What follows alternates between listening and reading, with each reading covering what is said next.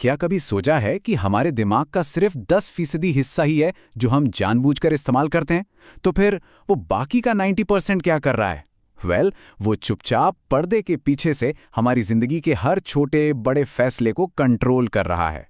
तो आज हम उसी छिपे हुए ड्राइवर से मिलेंगे जो असल में हमारी जिंदगी की गाड़ी चला रहा है। अच्छा, एक पल के लिए रुकिए और सोचिए।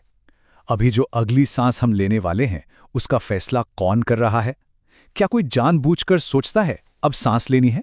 और हमारे दिल की धड़कन का क्या? वो कौन सी ऐसी शक्ति है जो ये सारे जरूरी काम बिना हमसे पूछे अपने आप चला रही है?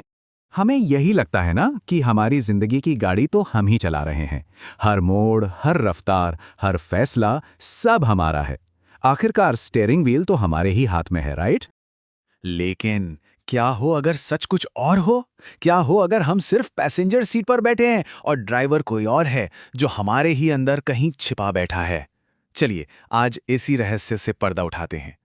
तो चलिए सबसे पहले बात करते हैं उस अदृश्य हिस्से की जो असल में सब कुछ कंट्रोल कर रहा है, यानी वो छिपा हुआ 90%। मशहूर साइकोलॉजिस्ट सिगमंड फ्रॉयड ने एक बहुत दिलचस्प बात कही थी। उन्होंने कहा कि हमारा दिमाग एक आइसबर्ग की तरह है।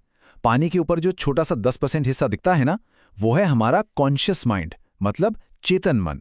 लेकिन असली ताकत तो उस विशाल 90% हिस्से में है जो पानी के नीचे छिपा है, और वो है हमारा सबकॉन्शियस माइंड, यानी अवचेतन मन।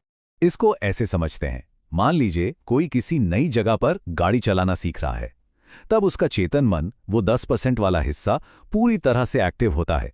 हर मोड़, हर सिग्नल पर पूरा ध्यान देना पड़ता है। पर सोचिए, जब हम रोज-रोज ऑफिस के उसी रास्ते पर जाते हैं तो गाड़ी अपने आप घर पहुंच जाती है ना?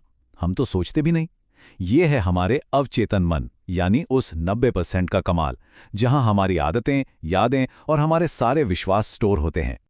अब ये देखते हैं कि ये जो अनदेखा ड्राइवर है, वो असल में कितना पावरफुल है और कैसे ये हमारे फैसलों पर असर डालता है। 2008 में मैक्स प्लैंक इंस्टीट्यूट में एक हैरान कर देने वाला एक्सपेरिमेंट हुआ। साइंटिस्ट ने पाया कि जब कोई फैसला लेता है तो उसके बारे में पता चलने से पूरे 7 सेकंड पहले ही अवचेतन मन वो फैसला ले चुका होता है। जी हाँ, 7 सेकंड पहले। हमारा चेतन मन तो बस बाद में उस पर एक ठप्पा लगाता है कि हाँ, ये मैंने सोचा। और ये कोई छोटी मोटी बात नहीं है।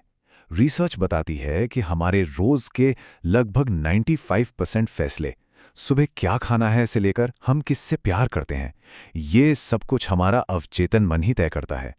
हम तो बस बाद में उसके लिए अच्छे लॉजिक बना लेते हैं। है ना कमाल की बात? तो सवाल ये उठता है कि भाई इस ड्राइवर ने ये सब सीखा कहाँ से? इसकी प्रोग्रामिंग हुई कैसे? इसके जो नियम हैं, विश्वास हैं, वो बने कैसे?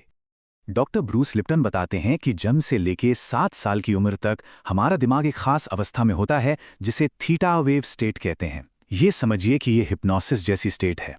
इस उम्र में दिमाग एक सूखे स्पंज की तरह होता है जो बिना सवाल किए, बिना कोई फिल्टर लगाए सब कुछ सोख लेता है। हम जो भी देखते हैं, सुनते हैं, महसूस करते हैं, वो सीधा हमारे सबकॉन्शियस में प्रोग्राम हो जाता है। पैसे को लेकर, प्यार को लेकर, खुद के बारे में हमारी जो सबसे गहरी मान्यताएं हैं, वो सब इसी उम्र में बन जाती हैं।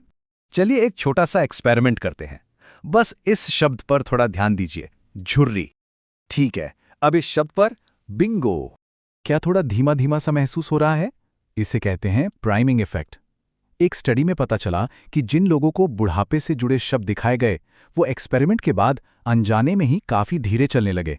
इससे पता चलता है कि हमारा माहौल, हमारे शब्द कैसे चुपके से हमारे अवचेतन व्यवहार को बदल देते हैं। तो क्या इसका मतलब ये है कि हम हमेशा के लिए अपनी पुरानी प्रोग्रामिंग के गुलाम हैं? नहीं, बिल्कुल नहीं। अब बात करते हैं कि इस गाड़ी का स्टीयरिंग व्हील वापस अपने हाथ में कैसे लेना है। इसका सबसे जबरदस्त उदाहरण है प्लेसिबो इफेक्ट।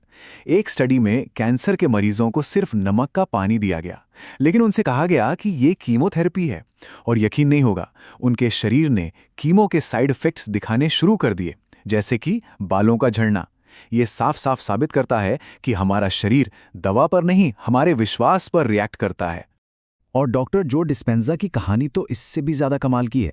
एक भयानक एक्सीडेंट में उनकी रीढ़ की हड्डी की 6 हड्डियां टूट गईं। डॉक्टरों ने कहा सर्जरी ही एकमात्र रास्ता है, पर उन्होंने मना कर दिया। और सिर्फ मेडिटेशन और विजुअलाइजेशन की ताकत से उन्होंने अपनी रीढ़ की हड्डी को खुद ठीक कर लिया, और महज 9 हफ्तों में वो फिर से चलने लगे। तो ये हम कैसे कर सकते हैं? इसके 3 मेन तरीके हैं। पहला है रेपिटेशन, यानी दोहराव। किसी भी नई सोच को एक मजबूत इमोशन के साथ बार बार दोहराने से वो हकीकत बन जाती है। जैसे रोज खुद से कहना, मैं ये कर सकता हूँ। दूसरा है मेडिटेशन। मेडिटेशन हमें वापस उस थीटा स्टेट में ले जाता है जहां नए विश्वासों को सबकॉन्शियस में डालना बहुत आसान हो जाता है। और तीसरा विजुअलाइजेशन। हमारा अवचेतन मन असली और काल्पनिक चीजों में फर्क नहीं कर सकता, तो जब हम अपनी कामयाबी को बार बार विजुअलाइज करते हैं तो हमारा दिमाग उसे सच मानने लगता है। तो अब अगली बार जब कोई भी फैसला लेना हो तो एक पल के लिए रुकना और सोचना, क्या ये फैसला सच में आपका है या ये आपकी पुरानी प्रोग्रामिंग का नतीजा है। पैसेंजर से ड्राइवर बनने का सफर इसी एक सवाल से शुरू होता है और ये चुनाव अब आपका है।